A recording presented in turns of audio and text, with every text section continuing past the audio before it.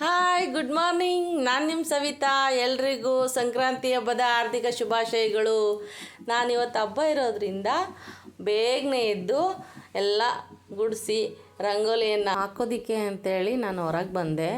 ನಾನು ಸೂರ್ಯ ಹುಟ್ಟೋದಕ್ಕಿಂತ ಮುಂಚೆನೇ ಬೇಗ ಎಲ್ಲ ಪೂಜೆ ಮಾಡಿ ಮುಗಿಸ್ಕೋಬೇಕು. ಹಾಗೆ ದೇವಸ್ಥಾನಕ್ಕೂ ರೆಡಿ ಆಗಬೇಕಾಗಿತ್ತು. ಹಾಗಾಗಿ ಒಳಗೆ ಮನೆಯವರು ಮತ್ತು ಮಗಳು ಇಬ್ಬರೂ ಪ್ರಿಪ್ರೇಷನ್ ಮಾಡ್ಕೊತಾ ಇದ್ದರು ದೇವ್ರ ಪೂಜೆಗೋಸ್ಕರ. ನಾನು ರಂಗೋಲಿ ಹಾಕಿ ಒಳಗೋಗಿ ಅವ್ರ ಜೊತೆಗೆ ನಾನು ಪೂಜೆಗೆ ಸ್ವಲ್ಪ ಹೆಲ್ಪ್ ಮಾಡಿದೆ. ಹಾಗೆಯೇ ಎಲ್ಲ ಜೋಡಿಸ್ಕೊಂಡು ಎಲ್ಲರೂ ಬೇಗ ಪೂಜೆಯನ್ನು ಮುಗಿಸ್ಕೊಂಡು ದೇವಸ್ಥಾನಕ್ಕೆ ಹೊರಡಬೇಕು ಅಂತೇಳಿ ಹೊರಡ್ತಾ ಇದ್ವಿ. ಹಾಗೆ ನಮ್ಮ ಮನೆಯವರು ಪೂಜೆನೂ ಮುಗೀತು ಅವ್ರದ್ದು. ಪೂಜೆ ಮುಗಿದ ನಂತರನೇ ನಾವು ದೇವ್ರಿಗೆಲ್ಲ ಕಾಯಿ ಹಣ್ಣು ಎಲ್ಲ ಇಟ್ಕೊಂಡು ಪೂಜೆಗೆ ರೆಡಿಯಾಗಿ ಪೂಜೆಗೆ ಹೊರಟ್ವಿ. ಬರ್ಗೇರಮ್ಮ ದೇವಸ್ಥಾನ ಸ್ವಲ್ಪ ನಾವು ಬೇಗ ಹೋಗಿದ್ದರಿಂದ ತುಂಬ ಪ್ರಶಾಂತವಾಗಿತ್ತು. ಇನ್ನು ತುಂಬ ಜನ ಸೇರಿಕೊಂಡಿರಲಿಲ್ಲ ಬೇಗ ಹೋಗಿದ್ದರಿಂದ. ಹಾಗಾಗಿ ನಾವು ಎಲ್ಲ ವೀಕ್ಷಣೆ ಮಾಡೋದಕ್ಕೆ ತುಂಬ ಚೆನ್ನಾಗೇ ಅನ್ನಿಸ್ತು. ಅಲ್ಲಿ ದೇವರಿಗೆ ಅಲಂಕಾರ ಮತ್ತು ಈ ಹಬ್ಬದ ವಿಶೇಷತೆಯನ್ನು ತಿಳಿಸೋದಕ್ಕೆ ತುಂಬ ಚೆನ್ನಾಗಿ ಅಲಂಕಾರನೂ ಕೂಡ ಮಾಡಿದರು. ಹಾಗೆಯೇ ಮುಂದೆ ಹೋಗ್ತಾ ಮೊದಲನೇ ಬಾರಿಗೇ ಆ ಎಂಟ್ರೆನ್ಸಿಗೆ ದೇವರನ್ನು ಅಲಂಕಾರ ಮಾಡಿದ್ರು. ತುಂಬ ನೋಡೋದಕ್ಕೆ ತುಂಬ ಚೆನ್ನಾಗಾಗಿತ್ತು. ಮತ್ತು ಗರ್ಭಗುಡಿ ಒಳಗಿನ ದೇವರು ಕೂಡ ಅಷ್ಟೇ ಚೆನ್ನಾಗಿ ಅಲಂಕಾರವನ್ನು ಮಾಡಿದರು. ಹಾಗೆಯೇ ನೋಡ್ತಾ ಹೋಗಿ ನಾನು ನಿಮಗೆ ವಿಡಿಯೋನ ತೋರಿಸ್ತಾ ಇದ್ದೀನಿ. ತುಂಬ ಚೆನ್ನಾಗಿ ಅಲಂಕಾರ ಮಾಡಿದ್ದಾರೆ ದೇವಸ್ಥಾನದ ಅಕ್ಕಪಕ್ಕದಲ್ಲಿ ಎಲ್ಲ ತುಂಬ ಚೆನ್ನಾಗಿ. ಈಗ ಹೋಗ್ತಾ ಇದ್ದೀನಿ ನೋಡಿರಿ, ದೇವರ ಗರ್ಭಗುಡಿ ಕಡೆನೇ ನಾನು ನಿಮಗೆ ವಿಡಿಯೋ ತೋರಿಸ್ತಾ ಇದ್ದೀನಿ ನೋಡಿ. ತಾಯಿಗೆ ತುಂಬ ಚೆನ್ನಾಗಿ ಅಲಂಕಾರ ಮಾಡಿದ್ದಾರೆ. ತಾಯಿನೇ ಎದ್ದು ಬರ್ತಾಳೇನೋ ಅನ್ನೋ ಥರ ಕಾಣಿಸ್ತಾ ಇದ್ದಾಳೆ. ನೋಡಿದರೆ ಕಣ್ಣಲ್ಲೇ ನೀರು ಬರುತ್ತೆ, ಅಷ್ಟು ಅಂದವಾಗಿ ಕಾಣಿಸ್ತಾ ಇರ್ತಾಳೆ ತಾಯಿ ಬರ್ಗೇರಿ. ತುಂಬ ಚೆನ್ನಾಗಿ ಮಾಡ್ತಾರೆ. ಪ್ರತಿ ಹಬ್ಬನೂ ಕೂಡ ಅಷ್ಟೇ ಚೆನ್ನಾಗಿ ಅವರು ಅಲಂಕಾರವನ್ನು ಮಾಡಿ ಎಲ್ಲ ಈ ಹಬ್ಬದ ವಿಶೇಷತೆಯನ್ನೆಲ್ಲ ತೋರಿಸ್ತಾರೆ.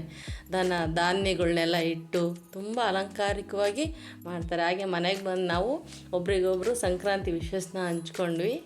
ಹಾಗೆಯೇ ಮಗನಿಗೂ ಕೂಡ ನಾವು ವಿಶ್ ಮಾಡಿದ್ವಿ ಇಲ್ಲಿಂದನೇ. ನನ್ನ ಮಗಳನ್ನು ಕೂಡ ವಿಶ್ ಮಾಡಿದ್ಲು. ಹಾಗೆ ಬೇಗ ತಿಂಡಿ ಮಾಡಿಕೊಂಡು ಅಷ್ಟು 8 ಗಂಟೆಗೆ ಆಗಲಿ ತಿಂಡಿ ಮುಗಿಸ್ಕೊಂಡು ಬಿಟ್ವಿ. ತುಂಬ ಚೆನ್ನಾಗಿತ್ತು. ಪಾಲಕ್ ರೈಸು, ಮೆಣಸಿನ್ಕಾಯಿ. ನನ್ನ ಮಗಳೂ ಕೂಡ ತಮ್ಮಂಗೆ ವಿಶ್ ಮಾಡಿದ್ಲು ಮತ್ತು ನಮಗೂ ಕೂಡ ವಿಶ್ ಮಾಡಿದ್ಲು. ಮತ್ತು ಮಧ್ಯಾಹ್ನದ ಅಡುಗೆನ ನಾನು ಎಲ್ಲನೂ ಬೇಗನೆ ಪ್ರಿಪೇರ್ ಮಾಡಿಕೊಂಡೆ. ನಾನು ಏನೇನು ಅಡುಗೆ ಮಾಡಿದೆ ಅಂದರೆ ಎಣ್ಗಾಯಿ ಮಾಡಿಕೊಂಡೆ.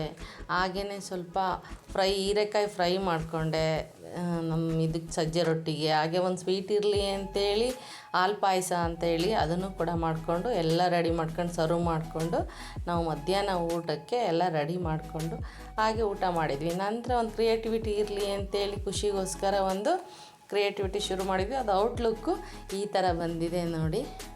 ಹಾಗೆ ಈ ಥರ ಎಲ್ಲ ರೆಡಿ ಮಾಡಿದ್ದೆ. ಮಗಳನ್ನು ಕೂಡ ರೆಡಿಯಾಗಿ ಕೆಲವೊಂದು ಫೋಟೋಗಳು ತಗೊಳ್ಳಿ, ಖುಷಿ ಪಡಲಿ ಅಂತ ಹೇಳ್ಬಿಟ್ಟು ಅವಳಿಗೂ ಕೂಡ ಸ್ವಲ್ಪ ನನ್ನ ಕೈಯಾಗಾದಷ್ಟು ರೆಡಿ ಮಾಡಿದೆ, ಎಲ್ಲನೂ ಜೋಡಿಸ್ಕೊಟ್ಟು.